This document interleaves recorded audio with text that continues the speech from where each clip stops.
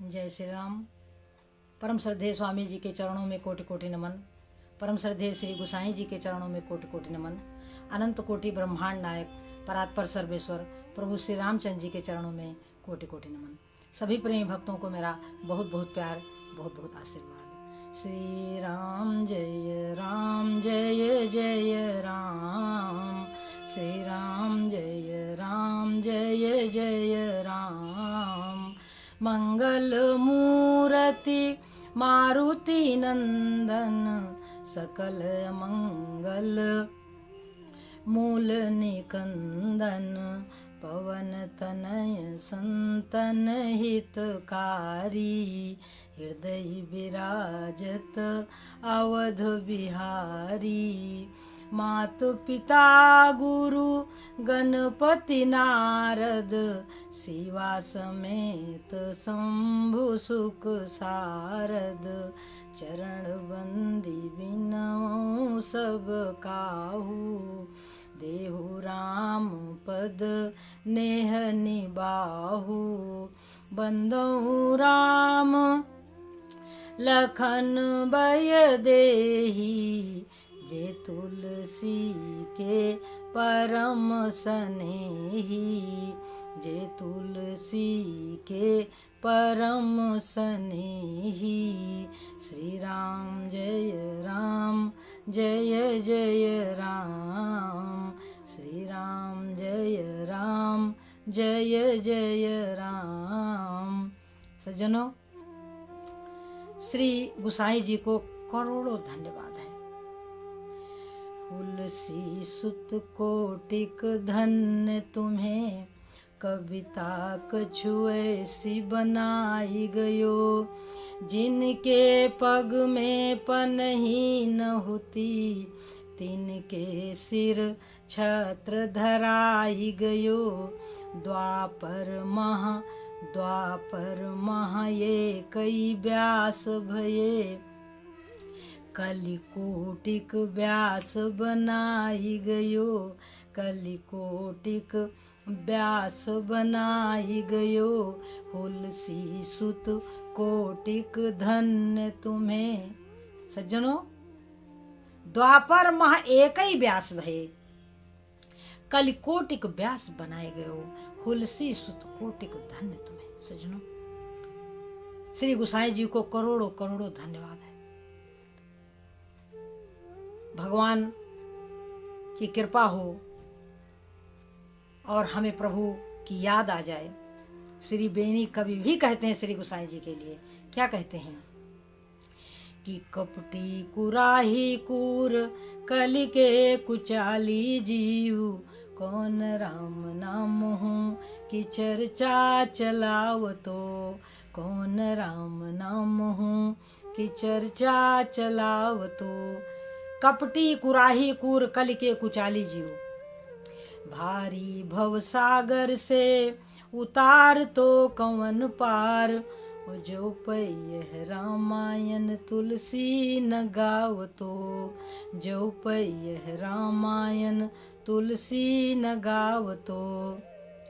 वेद मत सोधि सोधि सोधि के पुराण सबे, और संतन को भेद को बतावतो। बेनी कवि कहें मानो हो प्रतीत, ये पाहन हिये में कौन प्रेम उपजावतो। भारी भव सागर से उतार तो कवन पार।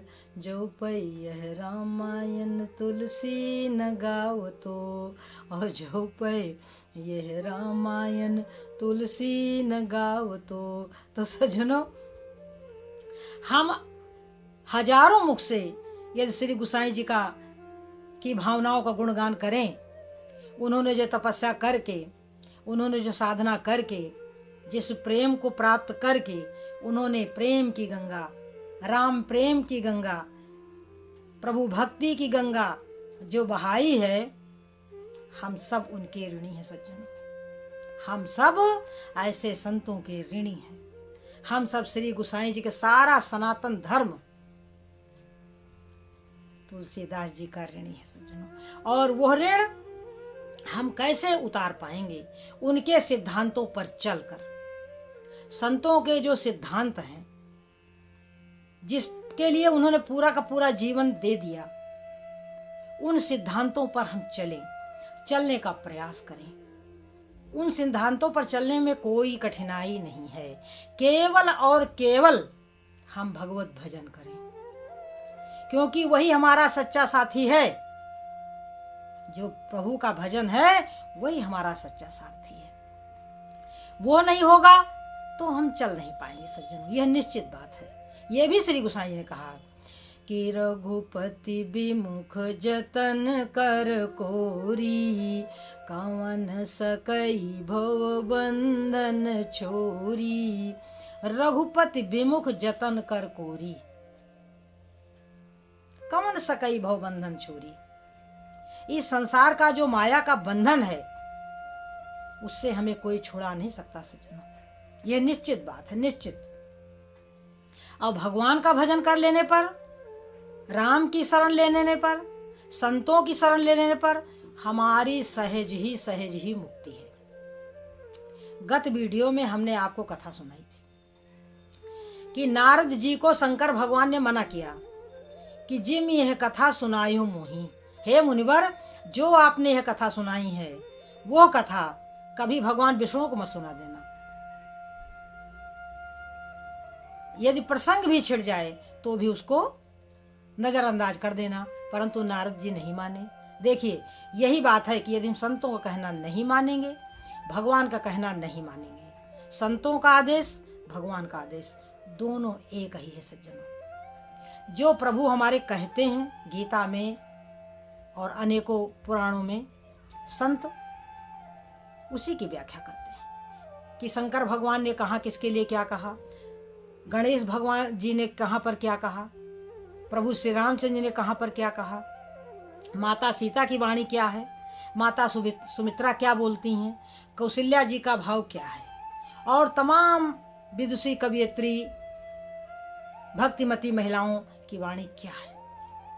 वो सब हमारा जो संत समाज है उसको संकलन करता है, उसको एकत्र करता है, और वही हमारे लिए अमृत हो जाता है सज्जनों। तो वो हमारे लिए ही है। जो ज्ञान है वो सारे संसार में संतों के लिए है। जो संत बनना चाहता है, जो भगवान की भक्ति प्राप्त करना चाहता है, जो अपने जीवन का अपना कल्याण करना चाहता है, उसके लिए वो सारे शब्द हैं। और यदि उनका कहना हम नहीं मानते तो फिर हमारा भी वही हाल होगा जो नारद जी का तो एक क्षणिक था, नारद जी का तो एक क्षणिक था, परंतु हमारे तो पता नहीं कितने जन्म और जीवन बर्बाद हो जाएंगे। हम सुख की चाह में भटकते रहेंगे और सुख कभी मिलेगा नहीं। ये हमारे श्री गोसाई जी ने कहा है शुरुआत में ही कि तिरसित निरखिर बिकर भव बारी, फिरी है मृग जिमी जीव दुखारी। ये जीव कैसे दुखी होगा? तिरसित जैसे प्यासा हिरन होता है और मई जून के महीने में वो देखता है कि दूर सूर्य की जो रश्मियां हैं वो बालू की रेत पर पड़ रही हैं, जिसमें झिलमिल झिलमिल होता है। मृग को भ्रम हो जाता है कि वहां जल है, वहां जल नहीं होता। दौड़ करके मृग जाता है, थक जाता है, परंतु वहां से वापस आना पड़ता है क्योंकि वहां जल है नहीं, वहां तो जल का भ्रम है। इसी तरीके से संसार में माया में सुख नहीं है, यह केवल और केवल भ्रम है।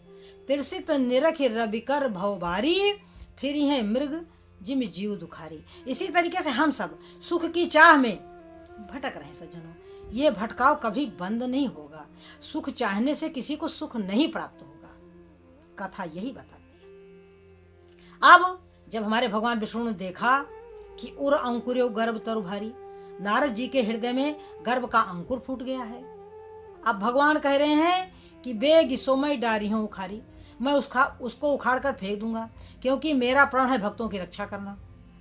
जो मेरी शरण में है उसकी रक्षा करना। अब सज्जनों क्या हुआ, नारद जी वीणा बजाते हुए वहां से चले और उधर भगवान विष्णु ने योग माया को आज्ञा दे दी। अब योग माया ने क्या किया, जिधर नारद जा रहे थे उस मार्ग में 100 योजन दूरी में एक बहुत ही सुंदर राज्य का विस्तार किया, जहां का राजा कौन है? शीलनिधि। और शीलनिधि की कन्या कौन है? विश्वमोहिनी। देखिए नाम देखिए, शीलनिधि, जिसके पास सदाचार रूपी निधि है। यह माया उसकी पुत्री है, यानी शीलनिधि की पुत्री विश्वमोहिनी, जो सारे विश्व को मोहित करती है, जो मोह जाल में बांधती है। वो कौन है? उसका पिता कौन है? शीलनिधि। यानी कहां से ये विश्वमोहिनी प्रकट होती है? सदाचारी जीव के पास से, जिसके भीतर सदाचार है। ये किसके वश में रहती है? जो सदाचारी है। यह माया का प्रभाव किसी सदाचारी व्यक्ति पर नहीं पड़ता, इसलिए वो कौन है? शीलनिधि की कन्या है विश्वमोहिनी। अब क्या है? मुनि कौतुकी नगर ते गए। नारद जी कौतुकी हैं, पहुंच गए बीणा बजाते हुए। अब क्या किया? जैसे हमारे पर्वतराज हिमालय ने ला करके पार्वती जी को चरण स्पर्श कराया और कहा इसके भाग्य में क्या लिखा है देखो, इसी तरीके से हमारे शीलनिधि ने भी किया। बड़ा आदर सत्कार किया नारद जी का। आन दिखाई नारद नहीं, नारद को अपनी कन्या को दिखाया, आशीर्वाद लिया और उसके बाद कहने लगे इसके हाथ देखो, आज इसका स्वयंवर होने वाला है, इसके भाग्य में क्या लिखा है। अब नारद जी ने देखा, क्या देखते हैं कि जो यही बरई अमर सोई हुई, इसका विवाह उसके साथ होगा जो अजर अमर होगा और उसको युद्ध में कोई जीत नहीं सकेगा। अब ये देखा और देख करके सज्जनों मोहित हो गए, विचार करने लगे कि क्यों ना हम इसके साथ विवाह करें और अजर अमर हो जाएं। देखिए अब ऐसी माया होती है। अभी तो इन्होंने कामदेव को जीत लिया था और अब क्या हो रहा है? सोच रहे हैं कि अब इसके साथ विवाह कैसे करूं। तो विचार कर रहे हैं कि हर सन मांगो सुंदरताई, भगवान विष्णु से मैं सुंदरता मांगू। अब ये बात भूल गए नारद जी कि भगवान सर्वत्र हैं, प्रभु व्यापक हैं, ये भूल गए। चले कहाँ जा रहे? भगवान विष्णु के पास। अब भगवान तो भाई है ही, बहुत प्रार्थना करी नारद जी ने कि किस प्रकार से भगवान विष्णु हमको मिले और हम उनसे वरदान मांगे, उनसे सुंदर होने का वरदान मांगे।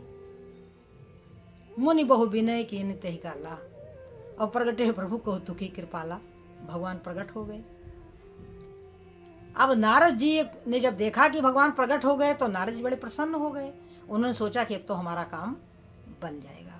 अब सारी बात उनसे कहा विश्वमोहिनी वाली, आपन रूप देव प्रभु मोही, हे प्रभु अपना रूप मुझे दे दो, जिस प्रकार से मैं उसके साथ विवाह करूं।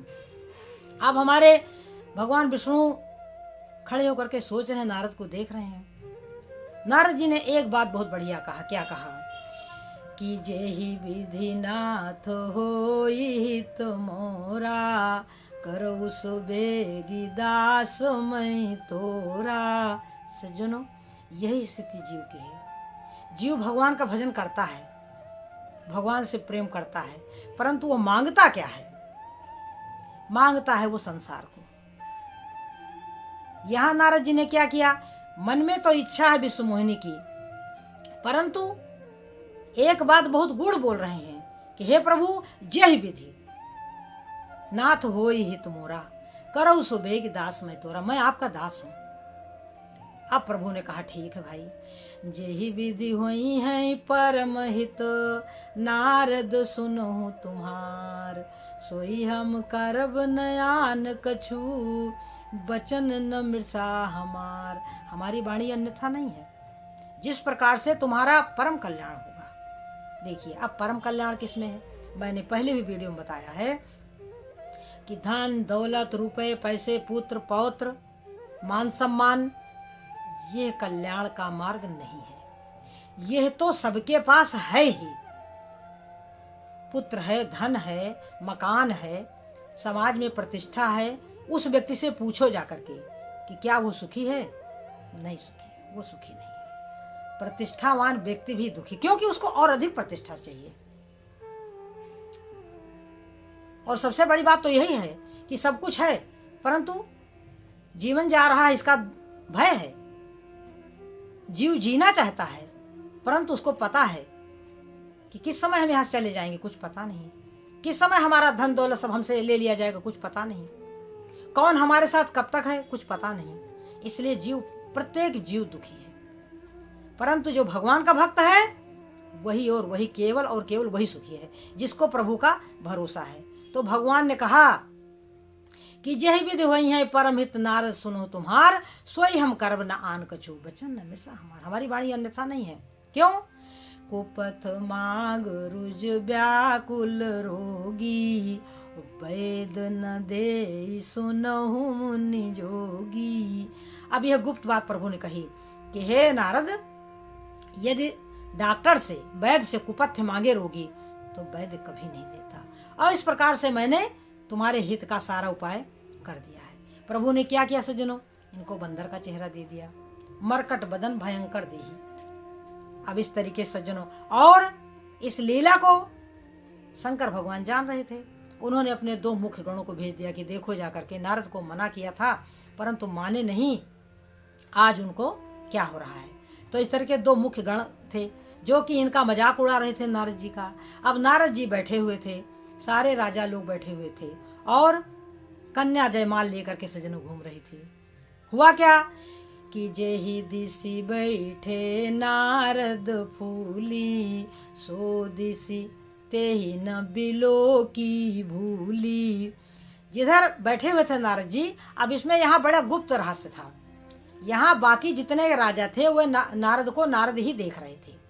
केवल शंकर भगवान के 2 मुख्य गण और वो राजकन्या ही देख रही थी नारद जी का बंदर वाला चेहरा। भगवान कितने दयालु हैं।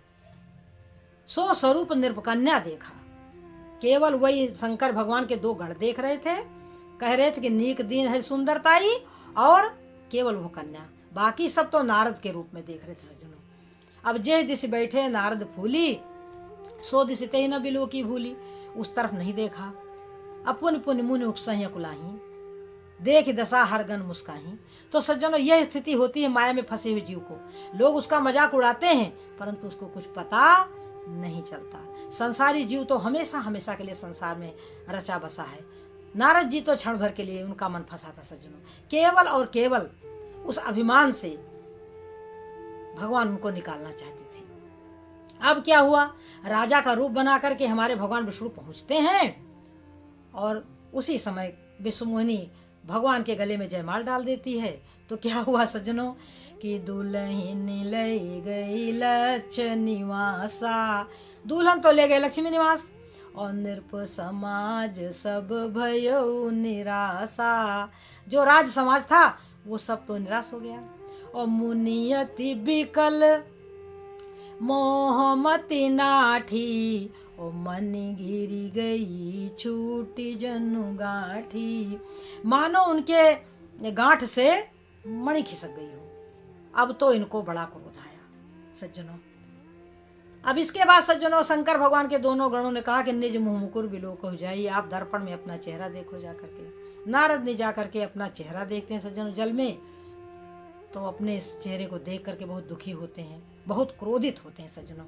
और उसके बाद दोबारा देखते हैं तो नारद वाला चेहरा हो जाता है, परंतु इनका क्रोध जो है सज्जनों कम नहीं हुआ। ये सपद चले कमलापद पाही, ये बहुत तेजी से भगवान विष्णु के लिए चले।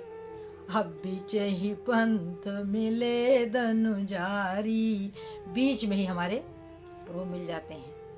और संगरमा सोई राजकुमारी, साथ में वही कन्या वही राजकुमारी। अब भगवान विष्णु तो कौतुकी है ही हैं, कहने लगे मुनि कहाँ चले बिकल की नहीं, मुनिवर कहाँ जा रहे हैं। अब तो नारद जी का क्रोध जो है और पारा चढ़ गया सज्जनों। कहने लगे नारद कि डहा की परिचय सबका हो, आप सबको ठग ठग करके परख गए हो। भले भवन अब बायन देना, पाओगे फल आपन कीना। अच्छे घर में तुमने, अच्छे व्यक्ति से तुमने पंगा लिया है। अब ऐसा कह करके सज्जनों नारद ने श्राप दिया है प्रभु को कि बंचो मोहि जवन धर देहा, सोई तन धरो श्राप ममिहा। कप आकृत तुम कीन हमारी, करिए की सहाय तुम्हारी। और मम अपकार कीन तुम भारी, नार बिरह तुम हो तुखारी। ऐसे 3 श्राप दे करके नारद जब श्राप दे दिया तो भगवान विष्णु ने क्या किया कि जब हरि माया दूरी निवारी और नहीं तहाँ रमान राज कुमारी, ना वहाँ लक्ष्मी जी हैं ना वहाँ राजकुमारी हैं। तब क्या हुआ सज्जनों, तब मुनियति सभी तो हरि चरना और गहे पाई प्रण तारती हरना। त्राही माम करके नारद जी भगवान विष्णु के चरणों में सज्जनों गिर जाते हैं। तो ये है माया का खेल। नारद जी क्षण भर के लिए फंसे, परंतु हम सब संपूर्ण जीवन, एक जीवन क्या सज्जनों, हर एक जन्म में हम माया के चक्कर में पड़े रहते हैं और कुल मिलाकर के दुख भोगते हैं, परंतु वहां से निकलना नहीं चाहते। अब यदि हम उस माया से निकल आए, भगवान का भजन करें, तो हम असली सुख का अनुभव करें। लोग सोचते हैं कि क्या करें, हम क्या संसार का सुख न भोगें। अरे भाई, संसार का सुख क्या हम नहीं भोग रहे हैं? अभी तो भोग रहे हैं। हमारे पास कौन सी सुख की कमी है? तमाम भक्त हुए हैं। राजा अम्बरीश से ज्यादा सुखी दुनिया में कौन था? राजा जनक से ज्यादा बड़ा सुखी कौन था? कितने राजे महाराजे हुए हैं।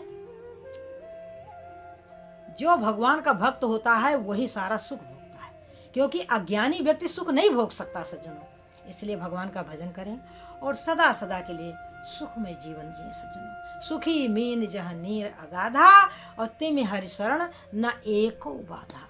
तो इस रहस्य को समझें। इसलिए तुलसी सुत कोटिक धन्य तुम्हें, कविता कछु ऐसी बनाए गए। ऐसी रामचरितमानस लिख गए सज्जनों, जिससे युगों युगों तक सबका कल्याण होता रहेगा सज्जनों। ऐसे संतों को करोड़ों करोड़ों धन्यवाद है, उनके चरणों में बारंबार प्रणाम है। जय श्री राम।